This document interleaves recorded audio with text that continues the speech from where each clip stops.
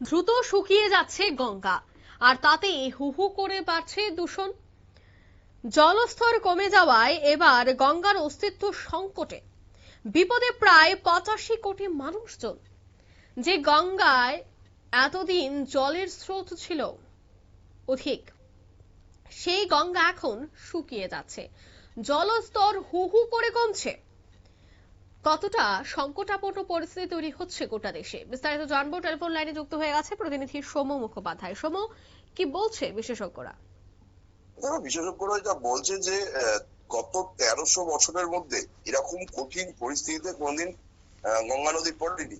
ভারতের প্রাণ স্বরূপ হিসেবে গঙ্গার জলপ্রবাহের পরিচয়, কিন্তু জলবায়ু পরিবর্তন এবং একই সঙ্গে মানুষের বিভিন্ন ধরনের কর্মকাণ্ডের ফলে কিন্তু দ্রুত গঙ্গার জলপ্রবাহ কমে যাচ্ছে।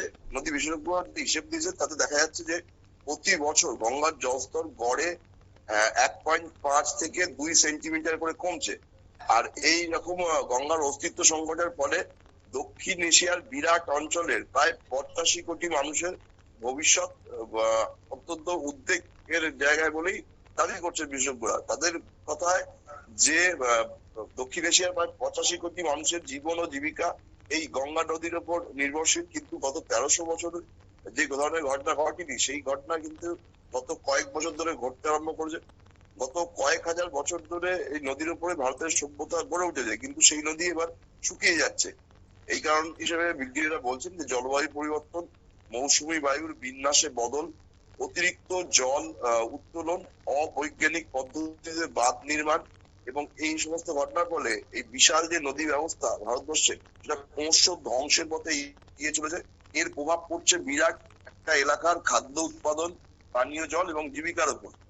প্রাচীন যুগের জলবায়ু কেমন ছিল এবং কি এবং কোন পরিস্থিতিতে সেই জলবায়ু পরিবর্তন ঘটে, সেই বিষয় নিয়ে যারা গবেষণা করেন, সেই প্যালিও ক্লাইমেটোলজিস্ট বা প্রাচীন জলবায়ু সংক্রান্ত যারা গবেষক, তারা বিভিন্ন রকম প্রাচীন জলবায়ু সংক্রান্ত তথ্য, ঐতিহাসিক নথি এবং হাইড্রোলজিক্যাল মডেলিং একসঙ্গে ব্যবহার করে প্রায় খ্রিস্টীয় 700 সাল থেকে গঙ্গার জলস্তরের হিসাব পুনর্গঠন করে দেখেছে।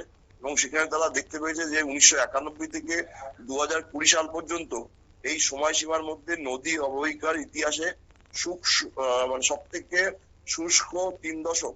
কারণ বলা হচ্ছে নদীর এই 3 দশকের মধ্যে নদীর জলস্তরের পরিবর্তন হয়েছে বহুভাবে, এবং এর ফলে কিন্তু খরা সম্ভাবনা দেখা দিচ্ছে।